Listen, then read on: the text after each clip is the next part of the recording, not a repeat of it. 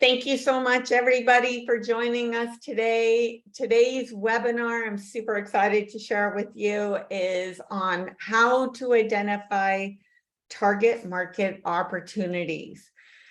This webinar is approved for 0.1 CEU credit, so we're super excited to offer that to you guys. So let's go over some housekeeping as we get started. If you have any questions during the presentation, type them into the chat box and we'll answer them at the end of the presentation during the Q&A. We also have Taylor on board here and she'll be monitoring the chat. If you have any issues, technical issues or anything, reach out to her. And if you have any questions, put them in the chat box and either she'll answer them or I'll answer them in the end during the Q&A. So let's get started. You're struggling to pick up marketing momentum. You don't know who to focus your marketing efforts on. Maybe you don't understand what a target market is or how you can benefit from it. So that's what we're going to be talking about today.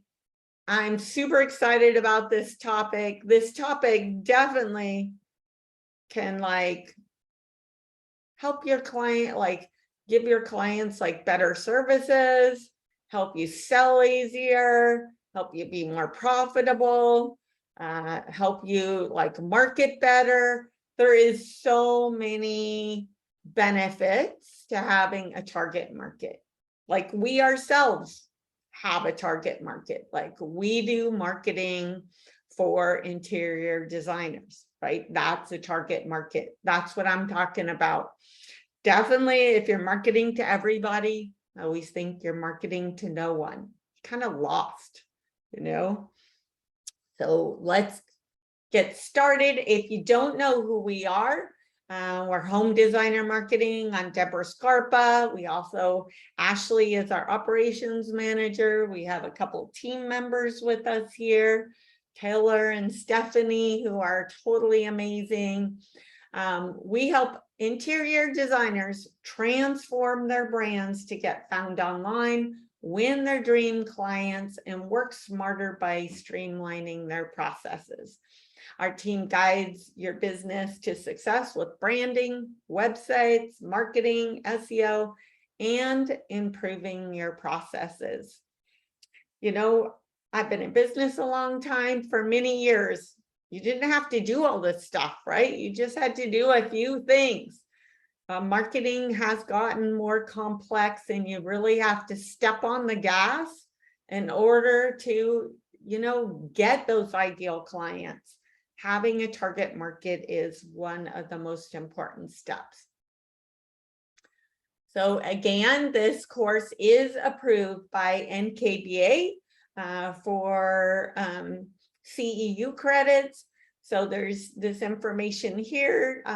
Depending on who you're reporting it to, you'll need this information, the title, the instructor, the delivery method, how many credits it's worth. We'll be sending this out. Taylor will be putting it in the chat and also will be sending this out in the email after the webinar.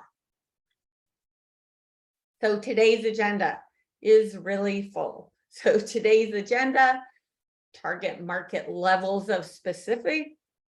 So some examples, benefits of having a target market segmentation, identifying your superpower, which is super important, identifying your market, doing your research, create and test your target market offer, creating an offer and then testing it, focus your marketing efforts, and then target market mistakes, some mistakes.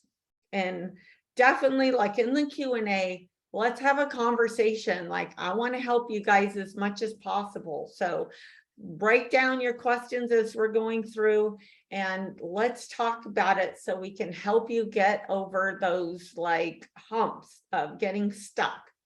Again, you get 0.1 CEU credit and Taylor is also going to put in chat, if you haven't already had a free brand website and SEO audit, sign up for that. I'm more than happy to help you out. I review your online brand and, you know, review like where you're stuck, identify gaps. I do a full audit and then have a meeting with you to go over it. A target market is one of the most important strategic parts of your marketing strategy. It is so important. Like I said, if you're marketing to everybody, you're marketing to no one. Your target market is a subset of people, your ideal clients, that you think are most likely to buy your services. So, for example, let's say you're excellent at doing kitchens, right? Maybe your client is like doing residential, like interior design, but maybe you want to really focus in on just doing kitchens, you know, or certain style, or there's so many different options. Just because you are marketing to a subset of prospects doesn't mean that you can no longer work with other types of prospects. So let me go into that a little bit. A lot of people don't want to narrow down their marketing and who they're targeting because they're worried that they're going to lose some of the business that they're getting now that maybe isn't their ideal client, but it's helping pay the bills. So just because you're marketing, like for example, we market to interior designers. I actually have two companies, Friday Marketing and Home Designer Marketing. We still get clients that come in through Friday Marketing that are in all different industries. You know, I kind of pick and choose, do I want to work with them or not? But I don't turn them all down, and we don't really spend a lot of time or effort marketing the Friday Marketing company, even though we still have clients and, you know, that I've had for years, and we get new clients. Our focus is on marketing to interior designers. So you could be the same, where you do full homes, interior designs, you know, residential, but maybe you really want more of those ideal projects and ideal clients. So your marketing efforts are more geared to them, but it doesn't mean that you can no longer work with the other prospects.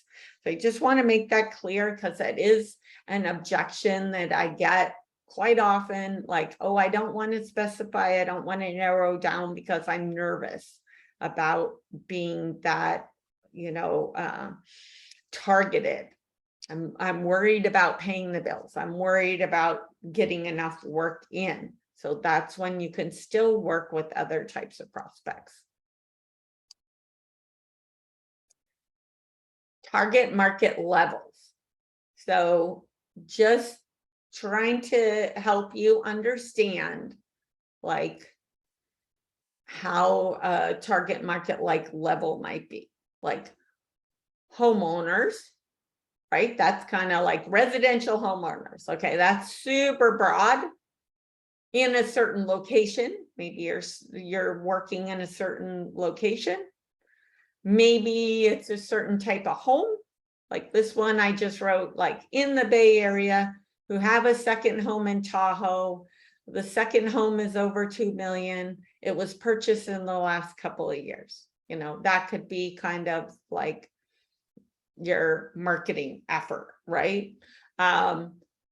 Or it could be totally different. It could be like better kitchens or certain style, or like I know Connie here is in the commercial like sector. So it's like, think about it broad and then keep narrowing it down to, you know,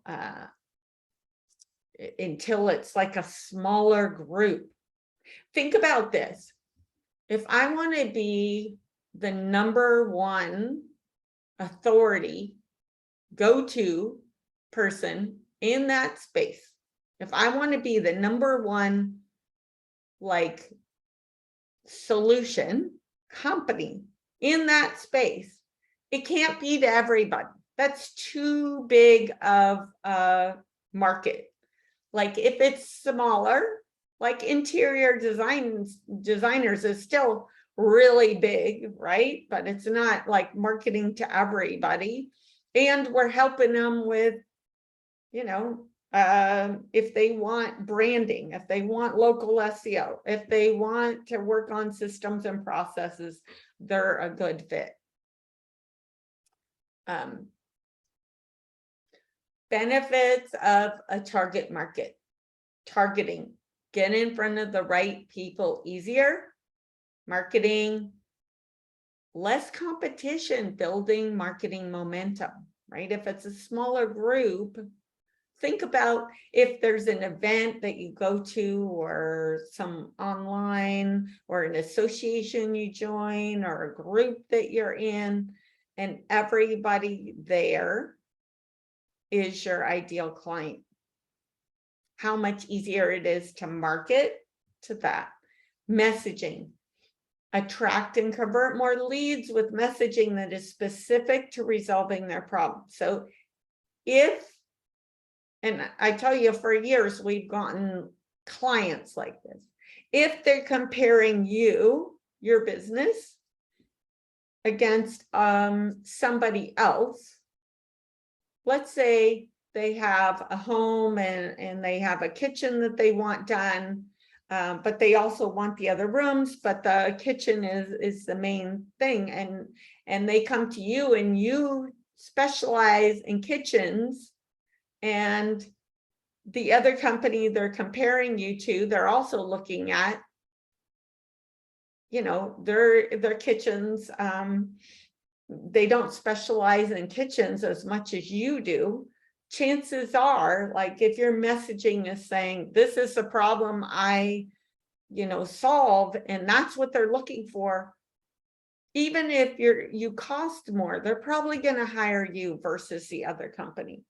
Sales, convert more leads with solutions that solve their needs. Even in a small niche market, there are many more prospects than you and your competitors could ever serve. So really think about that. Like even for us, like interior designers in the US, there are so many, there is no way we could even serve 1%, right? So think about how many homes or how many companies or whoever you're targeting, how many there really are. And you could never possibly serve that many. Think about how many clients you're really looking for. If you're trying to market to everyone, you are marketing to no one. The other thing too about really being specific with your services and who you're marketing to and having a target market is by having like limited services and targeting one type of client, you can get extremely good at delivering that one product. And because you do it over and over and over, you can start tracking your time to make yourself more profitable. You can also write processes and set up systems so you can like reuse templates of things. You can also like set up processes that you can repeat over and over, that's gonna have a higher, like the results of your delivery are going to be higher quality because you're going to be able to focus on improving those processes. If you're marketing, if you're delivering your services and doing a lot of different things and not very focused, what happens is you're doing so many things that you're almost like every project is new, every project is so custom, you don't have as good of processes and systems set up that you can repeat over and over. When you're repeating those processes over and over, it doesn't mean that the jobs are boring, because you still have, there always is so many different, like might be a different style or a different space. There still are things that are different. Like we do a lot of website development and branding and everything. Even though the process is the same, like we have the same checklist every time, the results are different, right? They're different because they look different and everything, but we know we can, the stronger your processes are, the more you can also guarantee your results of how everything is going to turn out, because you have a set process. So target market segmentation. So there's different types when you're thinking of who you're targeting. There's different types of like people, companies that you're looking at. So I want you to think about this. There's like demographic, the gender, the age, the income, maybe the marital status, the industry, job title, education. Like, who is that person? Whether you're doing residential or even commercial, like who is that person that you're selling to? Do they need to get approval from their spouse, or do they need to get approval from a boss or somebody in the company? Like, who are they? What is their job title? What is their, like, how much do they make a year? Are they a doctor? You know, who are they? That can really make a difference. Like, are they women? Are they men? Where are they located? So, are they located like locally in a city, a state, regions? Like, where are they located? And then I want you to think, a lot of people skip over this, like psychographic, like what style do they like? What hobbies, what interests, what lifestyles, passions, recreation, like volunteer groups are they in? This is super important, because if you know like what they're interested in, maybe they always like to, maybe they're in some groups, maybe you could get to know them there. Like, if you think about who they are, what location you're targeting, where the psychographic is kind of about where are they hanging out? Where could you get in front of? What are they spending their time doing? And how can you get in front of them? You know, are they in certain groups? Are they, I'll give you a really good example. One person that I talked to, like their children went to a private school and they ended up selling to a ton of people in that private school, right? Because they were all in certain neighborhoods that they were targeting. Or, you know, do they like to do certain hobbies? Or, you know, just think about, where are they hanging out?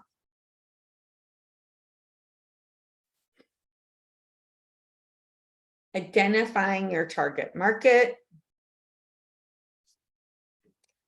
So one, we're going to walk through some steps of like how to narrow it down, how to figure it out.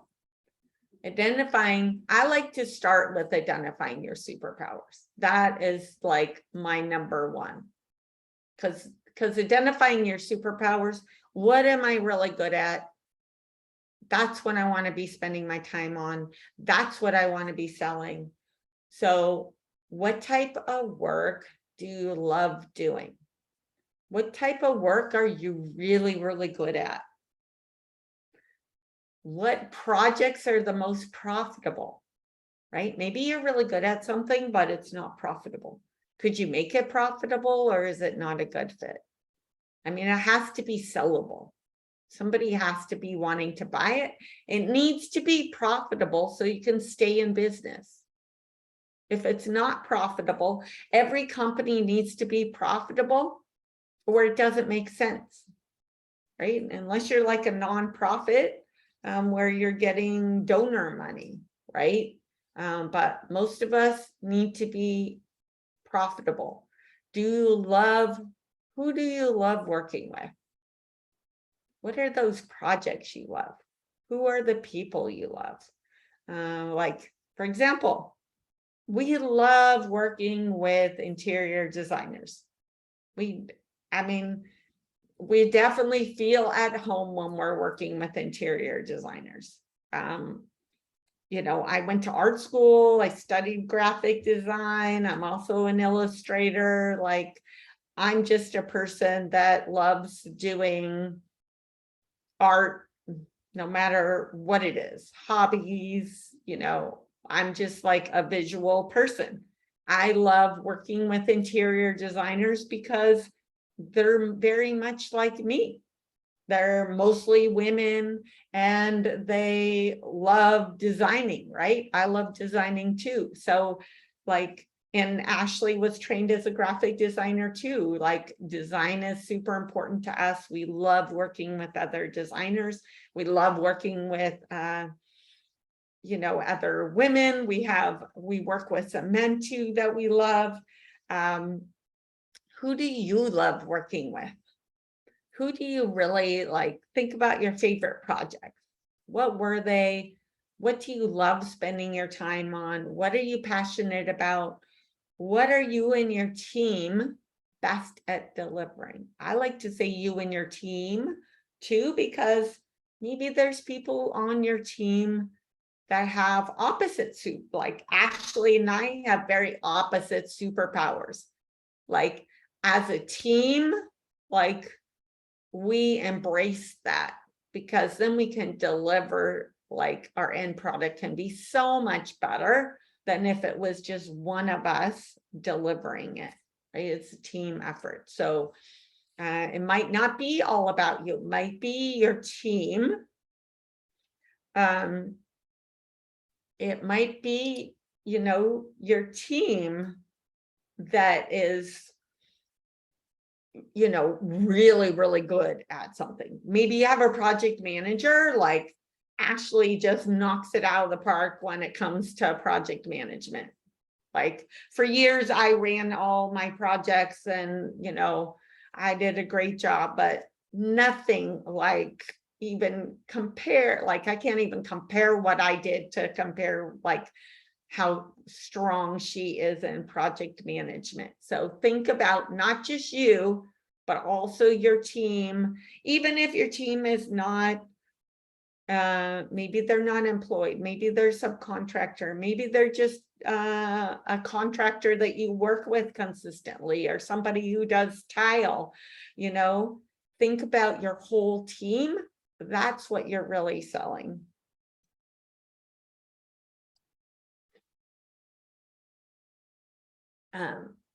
Think about like your specialties. Again, like, really think about what you're good at.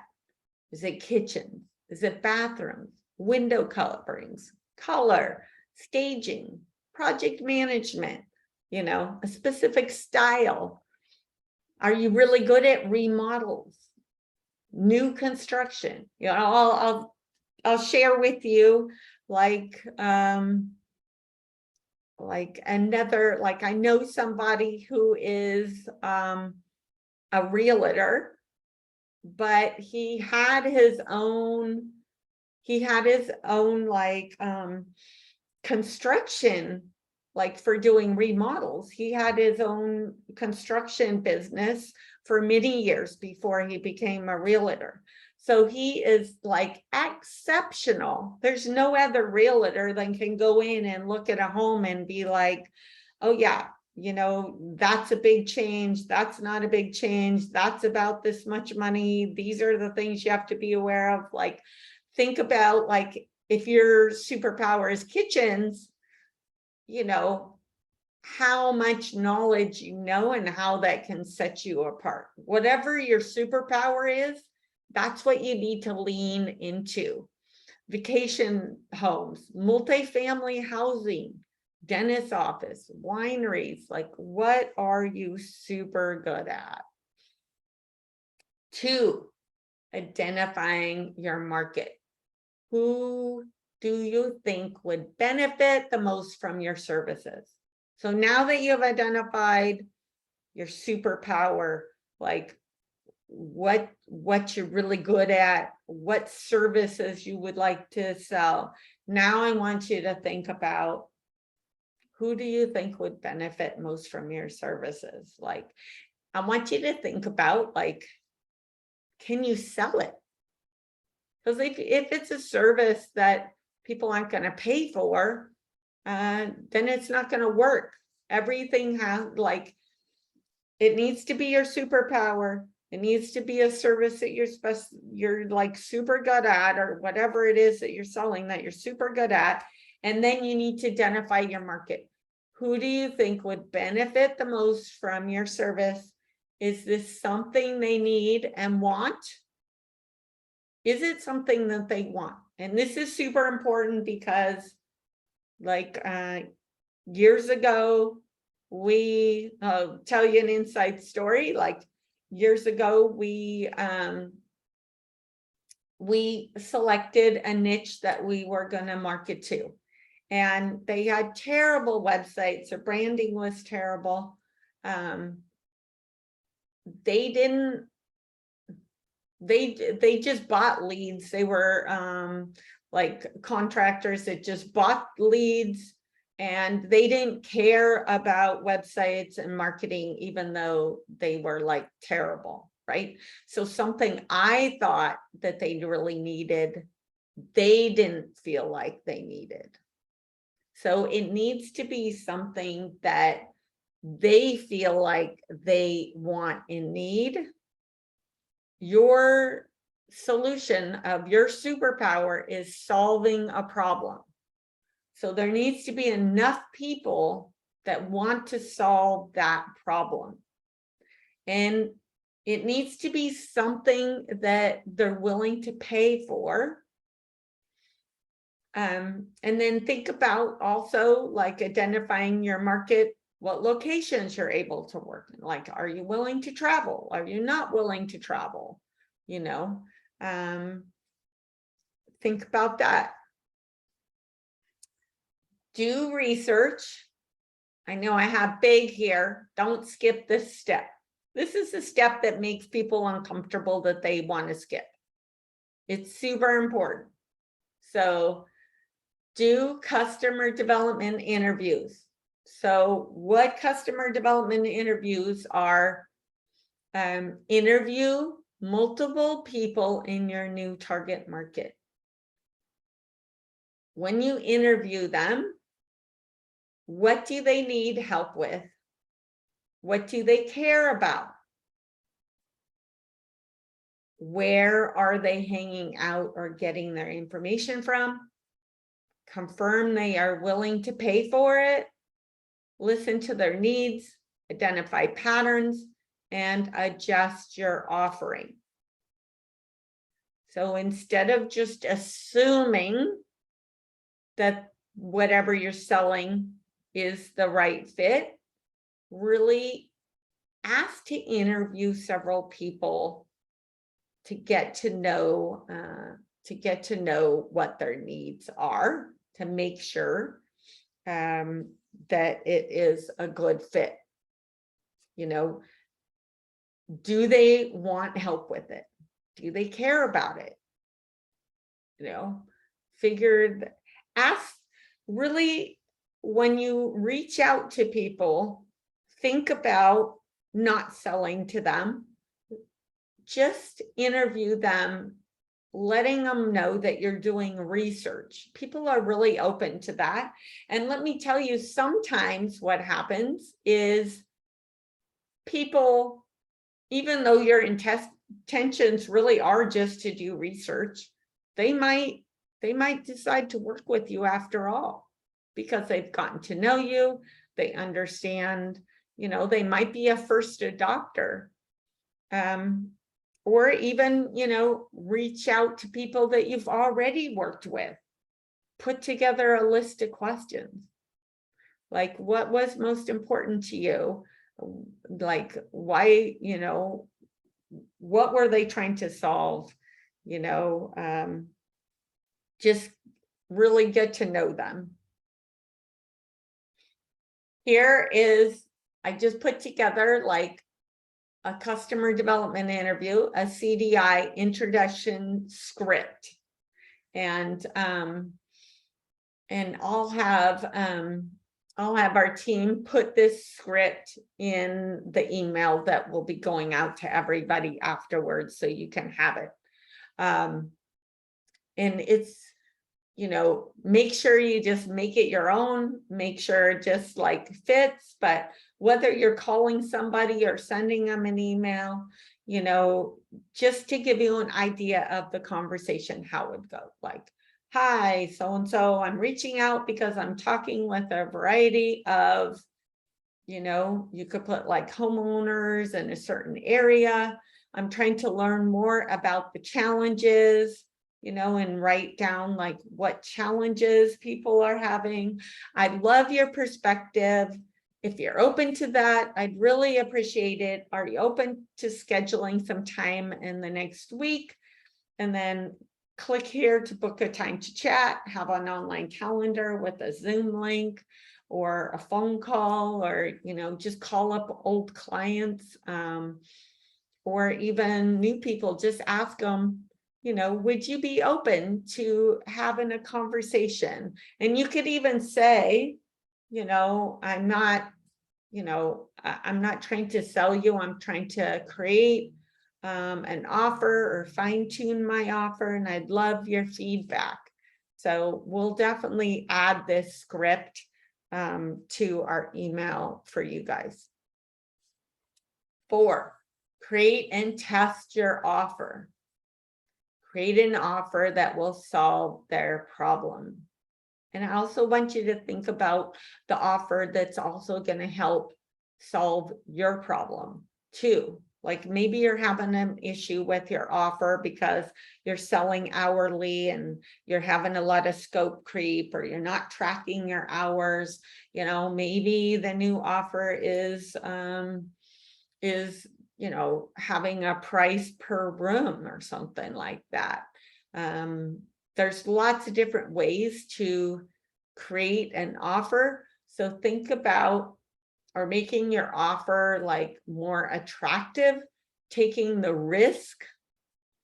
Like, if somebody's going to sign up with you, there's a certain amount of risk that they're taking on.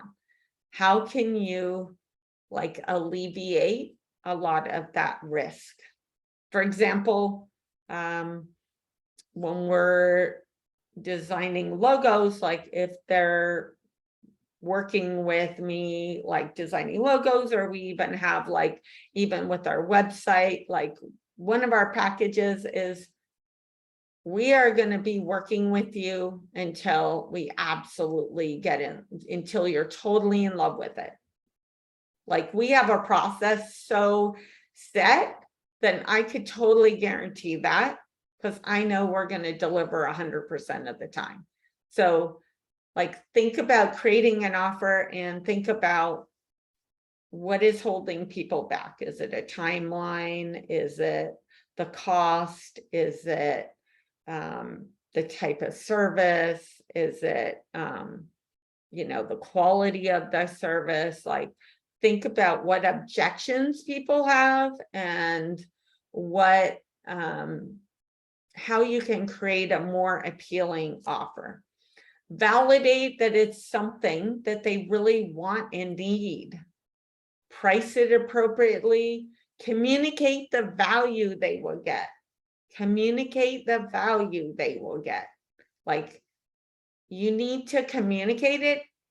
What happens typically, and I find this with almost all designers, because I know because they go through strategy with us.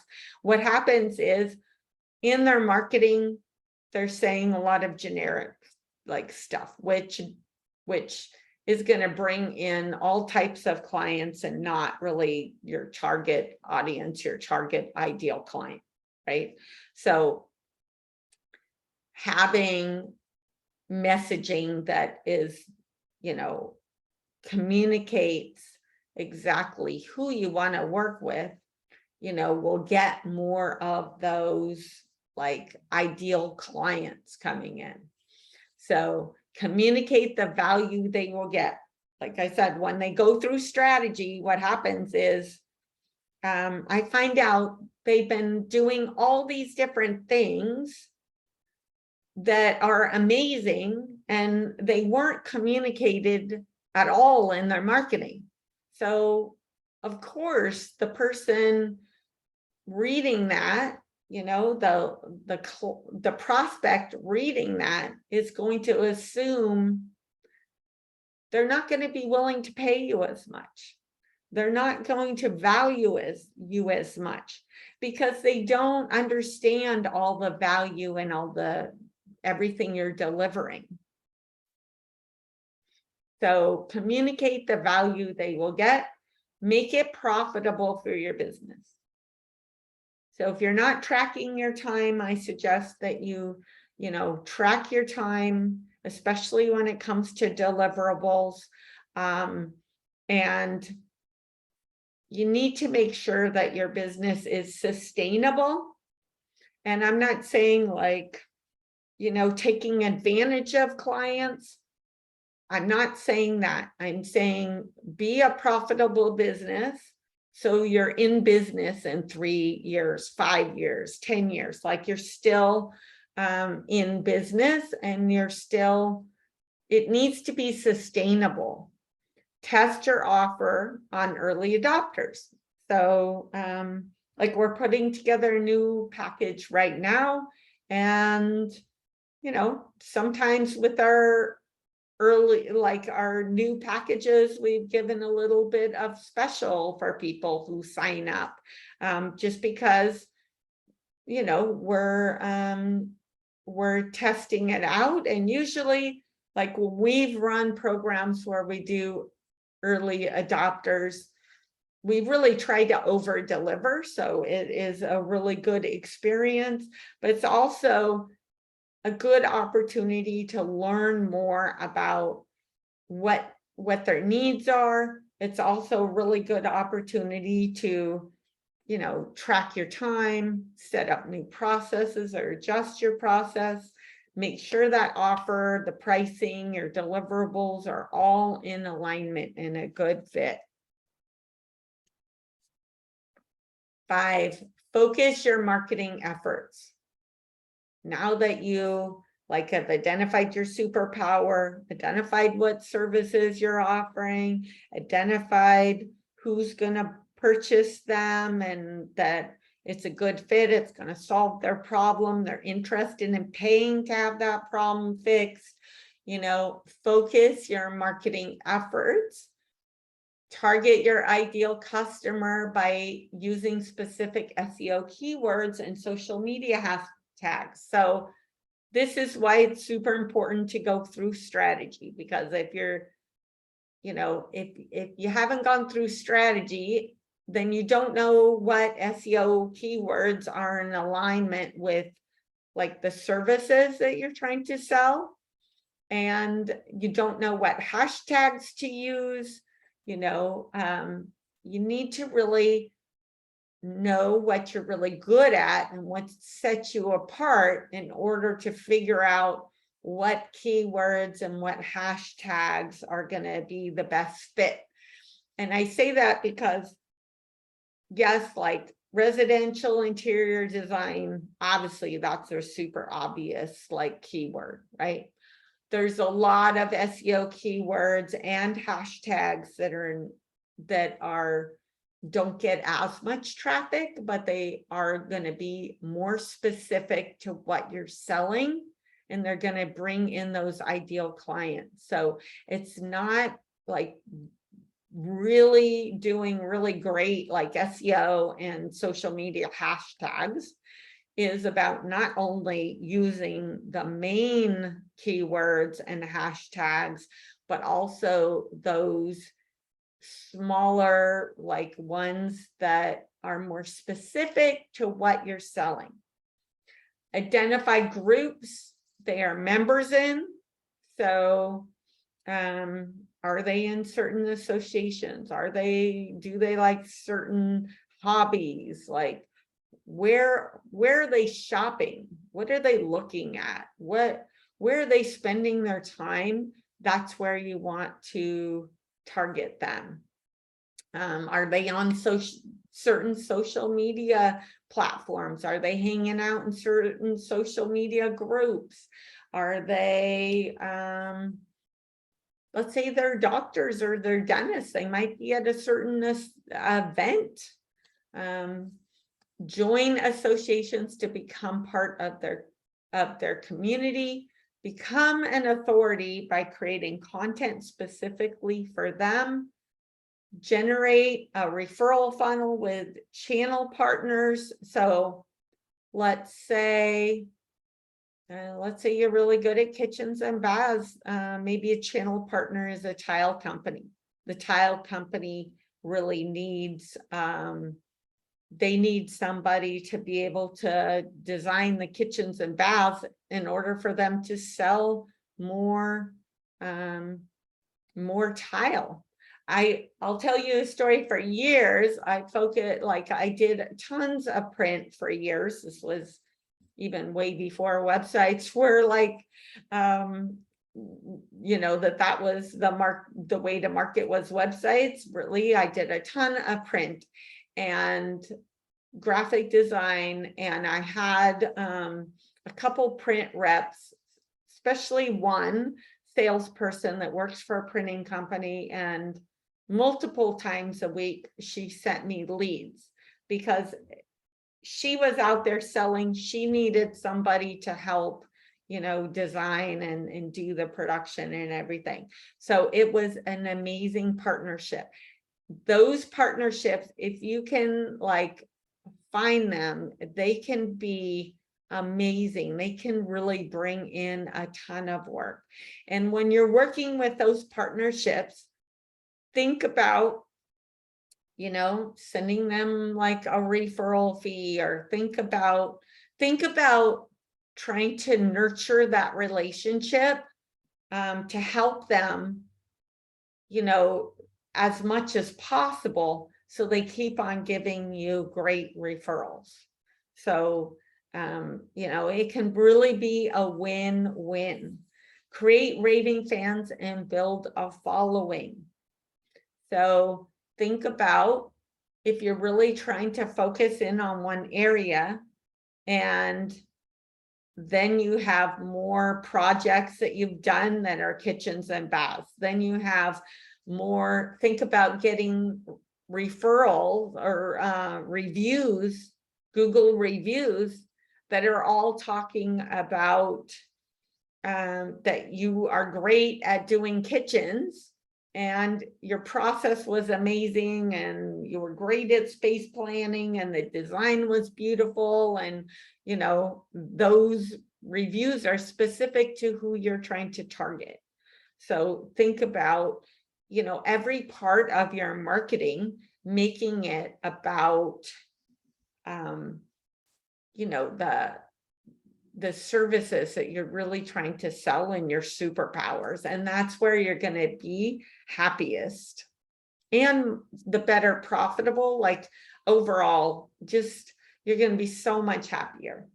6, target market mistakes. This is super important. Assuming they want to pay someone to solve their problem. Maybe their problem, maybe you think that their problem is like really important to solve. Maybe for them, it's not. You know, like I told you that story before, when we had a niche, all they cared about was like buying leads for $50, and then they didn't care about their clients. They just moved on to the next lead. Right? That's not really like a good fit for us. I mean, we care about our clients. We like clients that care about their clients. It's super important to us. But think about, is it something they want to pay someone to like resolve? Another mistake, not narrowing down your target market. It needs to be small enough for your business to stand out. Right? So think about, in my area, I want to become the #1 designer for kitchens. Like, that is really specific. Thinking others are not willing to pay for it because it's really easy for you to do. That's another mistake. I can tell you there's so many people that are not designers. They're not visual. They definitely love being in a space that's designed, but they can't put it together. Maybe they don't have the time. Maybe they just visually don't have the skills. You know, there's a lot of reasons why it's not easy for them.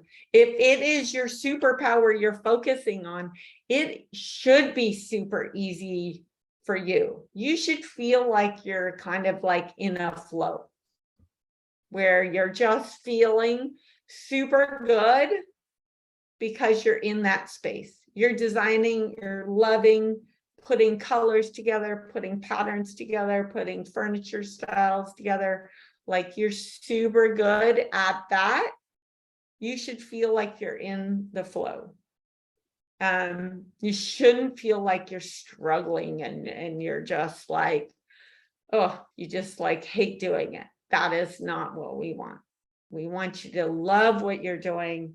If you're hating doing something and that's the #1 thing that you're selling, you need to reevaluate what you're selling. If you're loving parts of what you do, you're hating some of the parts, you need to get a team member, like hire a team member, whether it's employee, subcontractor, whatever. Like, maybe you're not good at invoicing, right? And that's part of what you're doing every day. You need to find somebody else to help you do that, so you can stay in your superpower. If you're staying in your superpower, your business is going to be more profitable.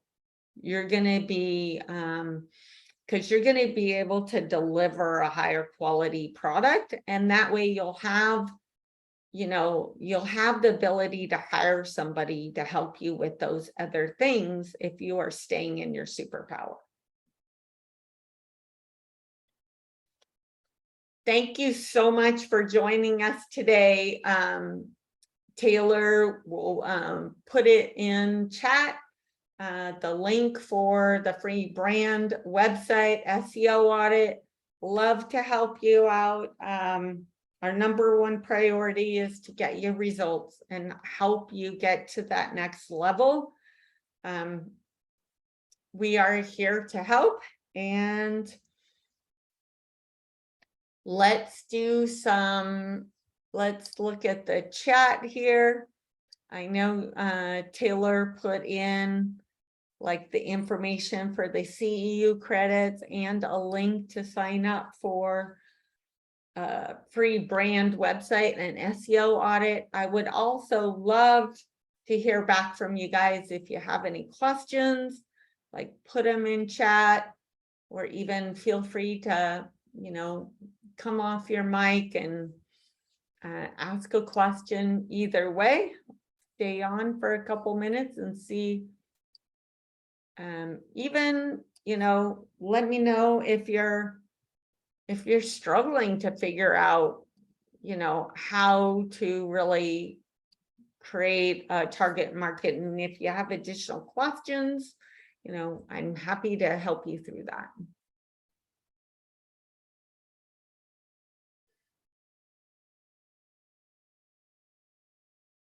All right, well, it sounds like everybody is set. I sure hope you really think about having creating like a more targeted, marketing strategy. Stay within your superpower. Really think about, what do I love doing? What do I want to, focus my energy on? Like, what is going to, give my clients the best results? What are they going to want to purchase? How are you solving their problems? I really want you to think about that. The more, and I'll even tell you another story that, like, when we started Home Designer Marketing, we were thinking we were also going to maybe work with other types of designers, like landscape designers, or, so we didn't name it specifically like for interior designers, because we thought that we would design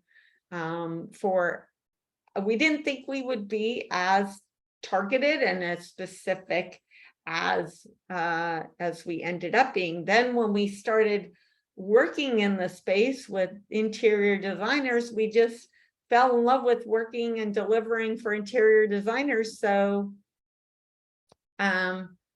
we ended up really, like, even scaling down our target market even more, even after we launched Home Designer Marketing. So don't be afraid to scale it down. And again, it doesn't mean that you can't accept work from other projects and stuff that are, without. And sometimes what we do in the marketing is we really, if somebody wants to focus in on one area, we'll make that kind of the highlight, and then we'll mention the other services in smaller area, like, so it's not like the main thing, because the main thing is what we're really trying to sell. But if they're worried about, losing some of the other business, we'll still have it on the website, but not maybe as much of a highlight. Thank you so much, everybody, for joining us. And again, feel free to take care or sign up for that audit.